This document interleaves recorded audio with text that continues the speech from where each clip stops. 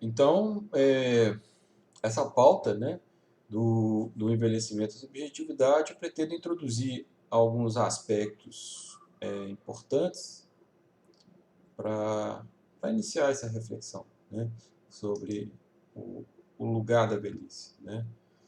Inicialmente, a gente pode começar com umas definições, né, básicas.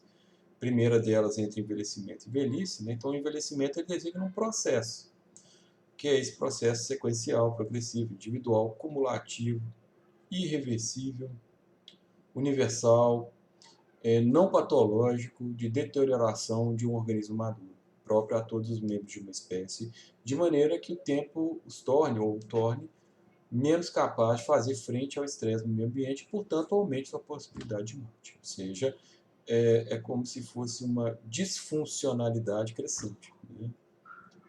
Nós vamos perdendo, vamos dizer, a capacidade adaptativa à medida que vamos envelhecendo, né? Em alguns aspectos, né?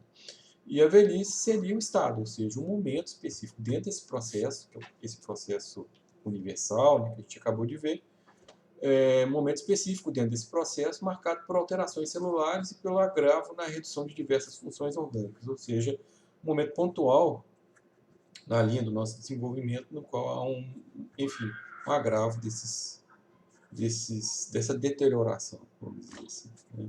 Se é que essa palavra é boa, mas eu acho que ela designa, né, procura designar uma certa neutralidade, o processo mesmo, né, biológico mesmo, de envelhecimento fisiológico, enfim, né?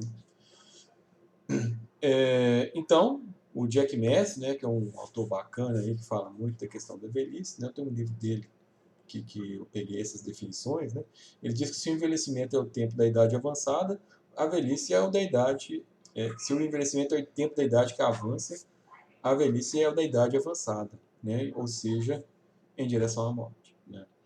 Então, aqui nós temos uma outra definição fundamental entre senescência e senilidade, né?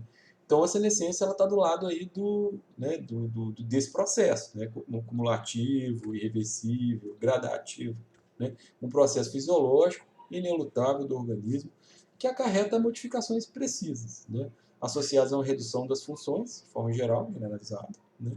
Sem necessariamente implicar adoecimento. Nesse sentido, é muito importante distinguir envelhecimento de adoecimento. São duas coisas bem diferentes. Apesar de, por vezes, assim, a gente perceber elas aparecendo juntas. Vou até mostrar na circunstância aí como que isso pode ser pensado para algumas pessoas, né? E senilidade, por sua vez, que são um campo mais da psicopatologia, né? Da patologia, as patologias típicas do envelhecimento, né? Então, ela não é exclusiva da idade avançada. Quando eu falei que de psicopatologia, eu estava pensando nas demências, né? Mas, enfim, né? Todo esse campo de patologias próprias do envelhecimento, né? Que vão designar esse campo amplo, esse espectro amplo, aí, que é a senilidade, né? Pode ocorrer prematuramente em qualquer indivíduo, pois as desorganizações biológicas ou funcionais não necessariamente acometem apenas pessoas idosas. É claro que aqui a gente está discutindo, acaba virando uma discussão estatística, né? Porque a pessoa pode desenvolver uma doença como o Alzheimer antes de ficar idosa, mas não é o mais comum, né? A gente sabe que à medida que a idade avança, as estatísticas mostram, né, que a probabilidade do sujeito desenvolver a demência de Alzheimer, por exemplo, aumenta, né? Ou seja, existe um componente ligado à idade que favorece, sim, o desenvolvimento dessa doença, ainda que a gente não possa, né, dizer que a velhice seja a causa da doença de forma alguma, né? Então, cabe essa distinção. Uma autora que eu vou falar dela um pouquinho, a Simone de Beauvoir, né? E ela tem, bom, ela é muito conhecida pelo livro Segundo Sexo, onde ela fala da questão da mulher e tudo feminino, né? Mas não sei quantos conhecem, né, o livro da velhice que ela escreveu, né? Que ela ficou um tema meio, vamos dizer, um tema meio proscrito, vamos dizer assim, né? Onde ela corajosamente assumiu a frente e publicou esse livro, né? Que marcou a época, onde ela fala que é uma realidade incômoda, né? Vamos dizer assim, que as pessoas preferem não falar, preferem silenciar. Então ela meio que quebra esse tabu de silêncio, esse pacto de silêncio em torno da velhice, né, e começa a escrever sobre isso. E eu vou desenvolver algumas ideias dela aqui também, que eu acho bem interessante para o tema que eu estou trazendo. Então ela diz assim, que a velhice só pode ser compreendida em sua totalidade. Não representa somente um ato biológico ou fisiológico, mas é, sobretudo, um fato cultural, pois aparece mais claramente para os outros do que para o próprio sujeito que envelhece. Isso eu acho bacana, né? Então ela é um novo estado de equilíbrio biológico.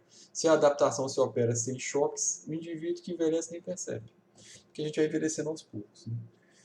Quando é que a gente se dá conta quando envelheceu? Ou quando alguém fala alguma coisa, ou alguma coisa que nos vem de fora, que eu vou falar um pouquinho disso na sequência, ou frequentemente algum tipo de marco infeliz, como por exemplo o adoecimento, né? E acaba que o marco da velhice acaba vindo junto com a doença, ainda que sejam duas coisas diferentes. Para algumas pessoas vem junto.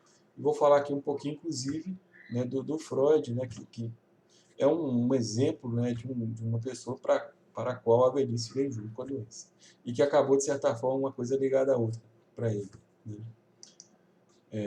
Aliás, falando nisso, né, essa fala é uma fala. Veja, eu não vou trazer aqui propriamente o pensamento do Freud em si, mas eu estou trazendo ele como sujeito, né, a forma como ele experimentou a velhice dele, né?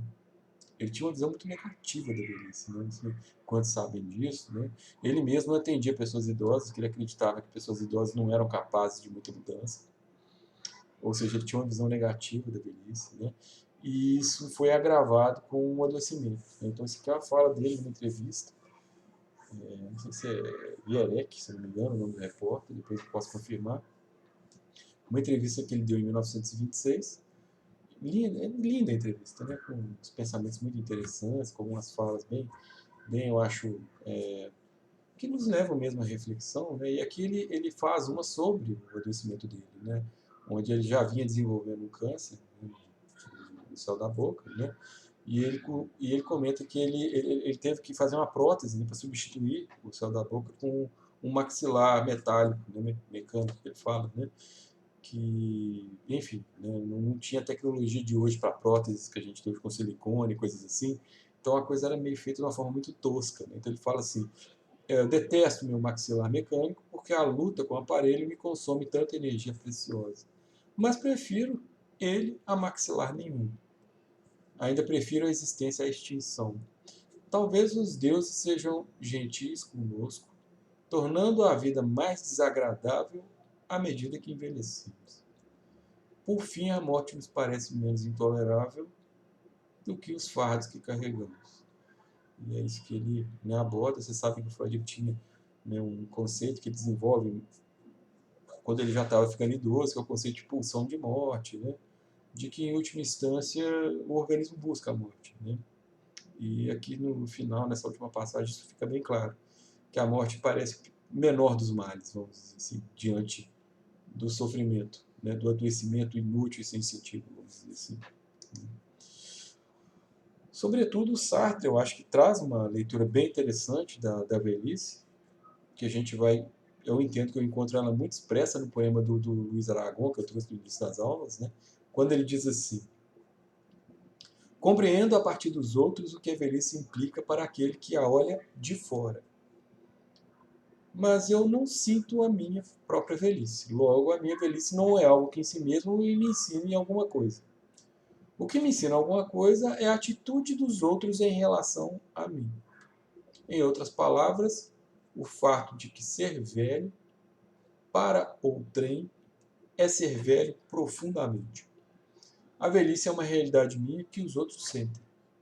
Eles me veem e dizem: este velho senhor são amáveis porque vão morrer logo. E são também respeitosos. Os outros é que são minha velhice.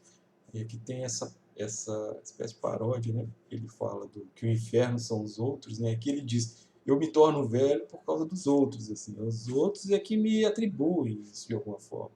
Os outros que me assinalam que minha velhice chegou. Então eu acho bem interessante que o marcador ele não é mais interno, ele é externo, né? E é essa discussão que eu vou trazer a partir de agora, que eu acho ela bem interessante. Ou seja, envelhecimento e subjetividade, na verdade, né? E esse Simone de Beauvoir que eu já antecipei. Ela vai seguir essa mesma linha de reflexão do Sartre, né? Dizendo que velhos são os outros, né? Ou seja, eu vejo o envelhecimento dos outros, a velhice dos outros, a minha eu não vejo. É como se ela fosse invisível, né, para mim, né? Quando envelhecemos, percebemos mais facilmente a velhice dos outros, mas é mais difícil percebermos a nossa própria velhice, exatamente por ela se processar muito lentamente. Nos vemos velhos pela imagem que o outro nos devolve. Então ela segue essa pauta, né, da velhice como um signo externo, que o outro é que marca, que assinala, olha, você está velho. Né? Claro que ele não vai dizer com essas palavras, mas vai nos indicar dessa forma. Né? Ela também diz, nesse livro da velhice, né, que a velhice é um destino singular, ou seja, não envelhecemos da mesma forma. Cada um tem um modo próprio de envelhecer, assim como cada um tem um modo próprio de viver. Né?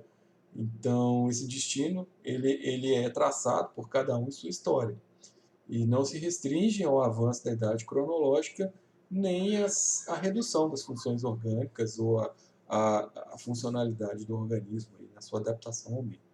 Cada um envelhece a seu próprio modo, né? Então não existe uma velhice natural, ainda que exista um organismo que envelheça.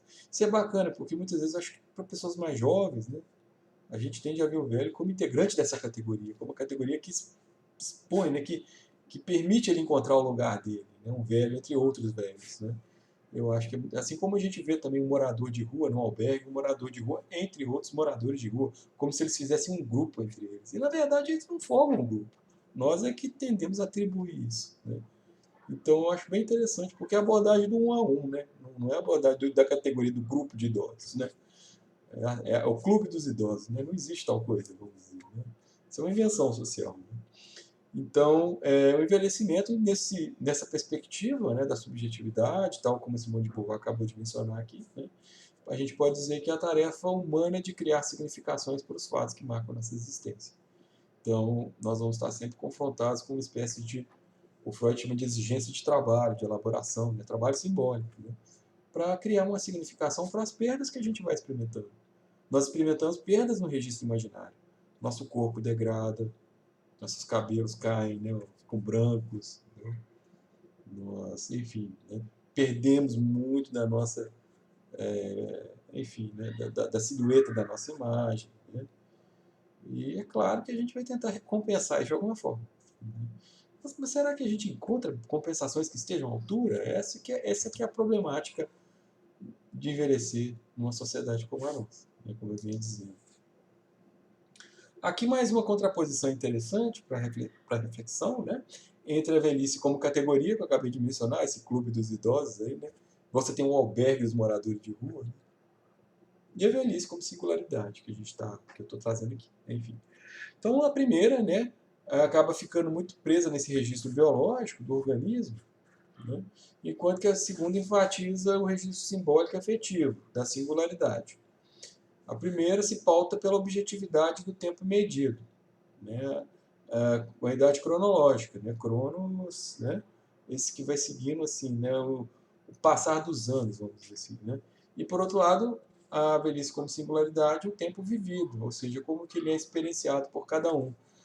Alguns gerontologistas falam de uma idade geracional, né, ou seja, algumas pessoas mesmo idosas se sentem jovens, né, não sentem que envelheceram. Né. Então eu acho que tem muito isso também. É muito comum escutar isso de algumas pessoas. Olha, eu estou velho e tal, mas no meu íntimo eu me sinto jovem, como eu era ali com meus 20 e poucos anos. Né? Isso é uma coisa que a gente escuta de alguns. Né? É interessante isso. Então, por um lado, se a gente considerar nessa dimensão mais objetivista, né, a velhice então é um estado objetivo. Né? Constitui um fechamento do ciclo vital, ou seja, você nasceu, você viveu, você reproduziu e agora você já pode morrer e cumprir seu ciclo biológico como um organismo, como qualquer outro, né, vamos dizer assim. Né? De outro lado, a velhice como um constante inacabado processo de subjetivação, ou seja, nos assinala uma certa incompletude, né? Um processo que pode variar muito de uma pessoa para outra e que não tem, vamos dizer assim, uma escatologia, um ponto final, né? Mas é uma permanente abertura. Claro que ele pode ser interrompido a qualquer momento com a morte, mas não porque você está velho, né? Você pode morrer, inclusive, muito antes. Então, né, a morte não é nenhuma prerrogativa para o idoso nesse sentido. Né? Claro que para o imaginário social, o idoso está nos arredores da morte, como diz a Ligia Pia, né, que é uma psicóloga que eu gosto muito dela.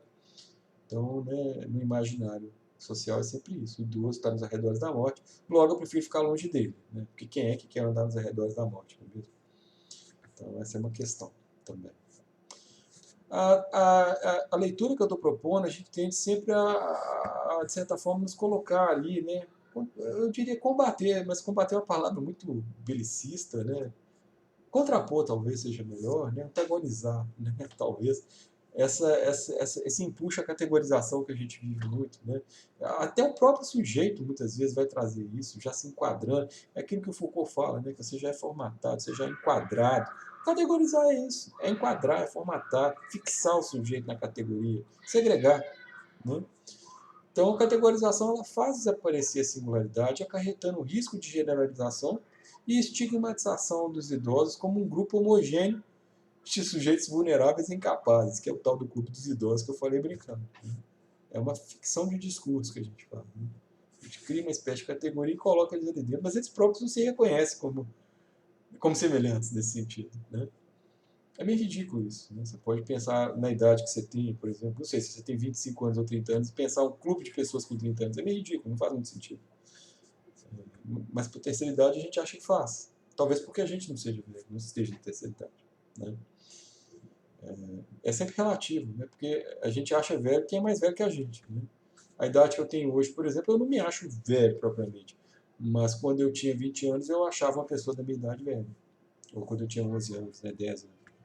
Então, o conceito que nós temos de velhice, de velho, né, muda muito conforme a gente envelhece. Né? Quando eu tiver 60, eu suponho que eu vou achar uma pessoa de 80 velha, mas não uma de 60. Né? É natural que seja assim, velho é o outro, nunca eu. Né? Ou não. Então, a nossa sociedade, então, falando desse velho, eu não sou velho, né? Velho é o outro, né? Isso nos remete à questão da gerontofobia, né?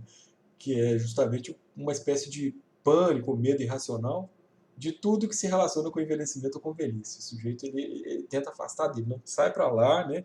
Não quero nada que me aproxime dessa realidade incômoda, como diz a Simone de Beauvoir. Né? Essa realidade incômoda que é o futuro de todos nós. Né? E a partir da gerontofobia se criam em nossa sociedade muitos estereótipos gerontofóbicos. Né? O que é um estereótipo?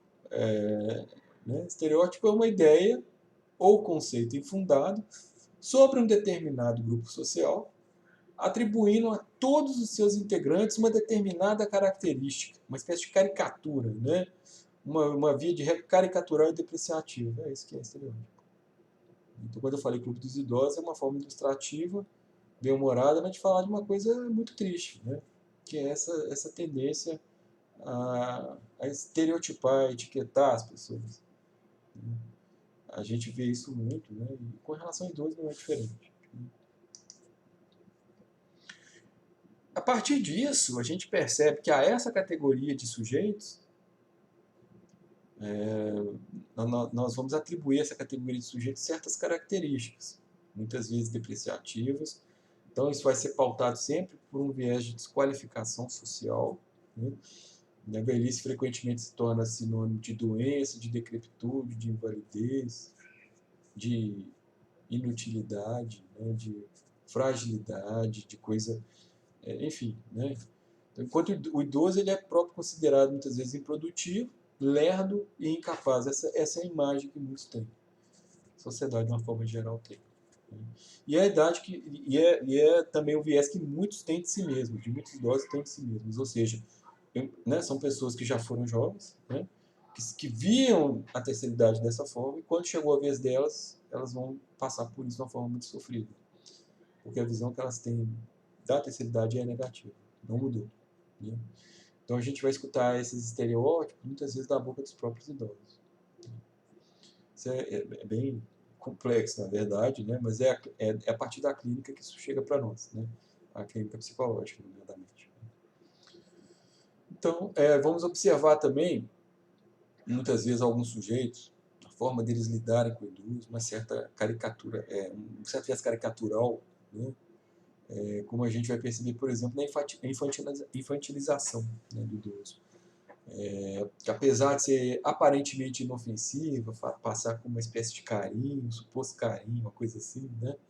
ela na verdade constitui uma das mais aviltantes formas de discriminação, já que encobre a desqualificação do idoso como sujeito autônomo e desejante, ou seja, ela é opressiva, mas pretende ser fraterna. Então, eu diria que ela é marcada por uma certa hipocrisia, né? É muito comum, vamos ver isso em alguns cuidadores, mesmo em alguns, enfim, que aproximam do idoso ou de alguns familiares que cuidam, né? Que se dirigem a ele como se ele fosse uma criança, ou se ele tivesse algum tipo de retardo mental, uma coisa parecida. Então, a sexualidade do idoso, por exemplo, que é um tema que eu acho dos mais interessantes para reflexão, ela é frequentemente considerada em tom irônico e jocoso, inclusive em piadas, né, assim, que se contam em mesas de botequim, né? Você tem a piada de português, piada, enfim, né, todo tipo de piada, tem piadas de idosos também, né? De sexualidade do idoso, vamos dizer assim, né? E é um dos aspectos do envelhecimento que mais sofre preconceito, sob forma do mito da velhice assexuada. Inclusive, o termo já é consagrado na literatura, vamos encontrar vários artigos sobre isso, né? E é interessantíssimo refletir um pouquinho sobre as raízes disso. Mas por que, que a gente atribui aos idosos uma vida assexuada? Por que, que a gente imagina isso? O que, que passa na nossa cabeça para pensar tal coisa? Né? Por que, que o idoso não pode ter uma vida sexual como qualquer outra pessoa? Não é mesmo? E é interessante observar a insistência disso, né, nesses estereótipos gerontofóbicos. Esse é um dos mais populares. Né? E considera, basicamente, que a vida sexual do idoso se restringe a lembranças do passado, uma coisa meio nostálgica, né? E que, por exemplo, a atividade sexual faria mal à saúde dele, porque ele é muito fragilizado, né? E o debilitaria ainda mais, porque ele não daria muito conta do recado, vamos dizer assim. Então, sendo assim, essa visão preconceituosa e opressora, né, considera que os idosos não têm ou não deveriam ter desejo sexual. E isso é muito cruel, não é mesmo? Porque a gente envelhece, mas o desejo não envelhece, a gente continua lá. Né? Aliás, isso é uma coisa que a gente aprende com a psicanálise. Né? Envelhecemos, mas nosso inconsciente, infelizmente, não. Ele continua aquela criança lá que sempre foi. Né? O desejo continua, a vida continua. Então, isso é uma lembrança importante, eu acho assim. E quando eu insisto nesse aspecto, eu insisto em particular para aqueles, né, que estão ouvindo aí, que vão trabalhar com clínica, que vão eventualmente cuidar desses sujeitos, escutá-los, né, idosos, né, e ter essa sensibilidade, eu acho muito importante. É importante esclarecer, isso é o título de utilidade pública, né, que durante a velhice ocorre sim comumente uma diminuição das atividades sexuais, inclusive da funcionalidade sexual, desempenho, performance sexual, ela diminui mesmo, ela cai. Né? No homem, a gente sabe que as ereções ficam cada vez mais difíceis, né? Cada vez mais espaçadas. Né? Na mulher, a lubrificação vaginal não é a mesma depois da menopausa. Enfim, né? Agora, isso não significa, né, redução do desejo sexual, que é outra coisa. Né? Então, uma coisa é a questão da sexualidade no aspecto fisiológico, outra coisa no aspecto psíquico. Né? Então, o desejo permanece. Ou mesmo a capacidade de amar, de ter, de dar e de receber prazer. Isso também não muda.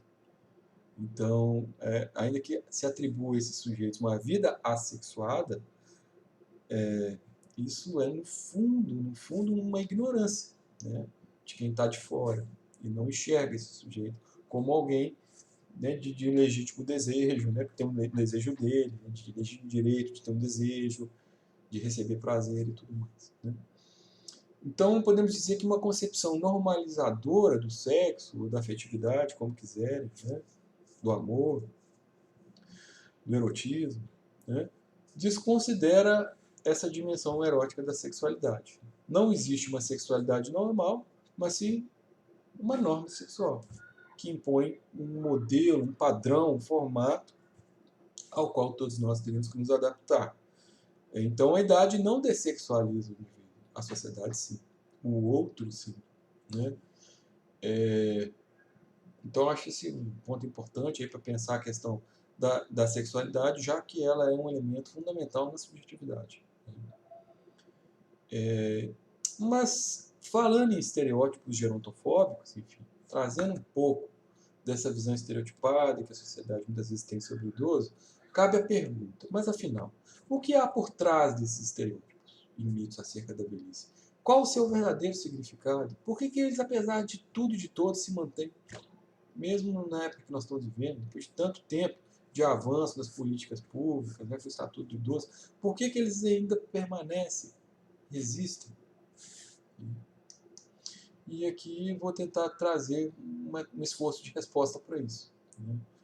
Porque, no fundo, isso, em última instância, nos confrontaria com a nossa própria velhice, nós da sociedade. Confrontaria cada um desses integrantes da sociedade, que não se vê como idoso, ao fato de que um dia ele vai ser um deles, né? Não é outro motivo que nós estamos sempre preocupados, obcecados com a nossa saúde, fazendo exames preventivos. Para quê? Para envelhecer, não querendo, né? Ter uma vida longa, né?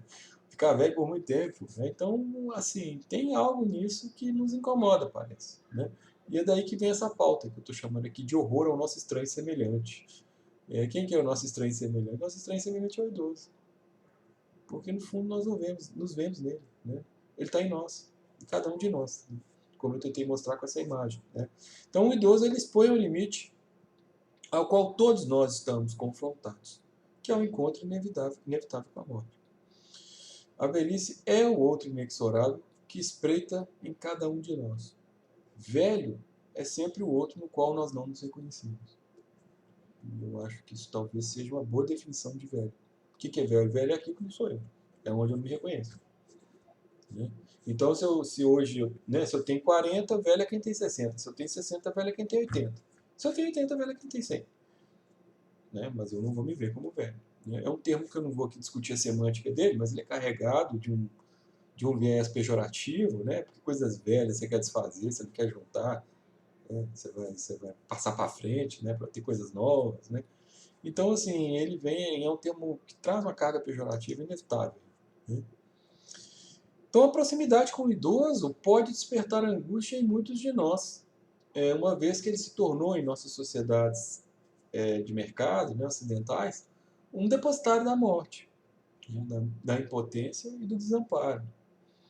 Então, a angústia diante da velhice encontra seu fundamento na ameaça que ela representa à imagem narcísica idealizada que cada um de nós criou para si mesmo. É essa imagem que é colocada em xeque, que é ameaçada, né, nessa aproximação desse estranho semelhante, né? Estranho semelhante, eu estou aqui jogando com as palavras, não sei para quantos aqui que estão ouvindo que estão a par, né? Tem um texto do Freud sobre isso, né? Um texto que em alemão é Heimlich, né? Que é um termo de difícil tradução, foi traduzido por alguns tradutores simplesmente como estranho, por outros como sinistro ou infamiliar, né? É o estranho familiar. O estranho familiar é o que eu estou chamando aqui de estranho semelhante. É um estranho que, no entanto, está em nós. Mas nós não nos reconhecemos nele, né? Como eu tentei mostrar com essa bela imagem que vocês estão vendo aqui. E falando em imagem idealizada que nós temos de nós mesmos, da questão narcísica, tão cara a todos nós, vem a pauta, que eu acho muito importante, das perdas narcísicas durante a velhice e o trabalho de luto, né, que é uma exigência incontornável do sujeito, enfim, que chega a essa altura da vida. No fundo, esse trabalho de luto nós vamos fazendo ao longo de toda a nossa existência, mas talvez ele receba uma exigência maior à medida que nós vamos envelhecendo, por conta das muitas perdas que vamos experimentando por aí. Então essa é a próxima pauta que eu vou falar logo mais.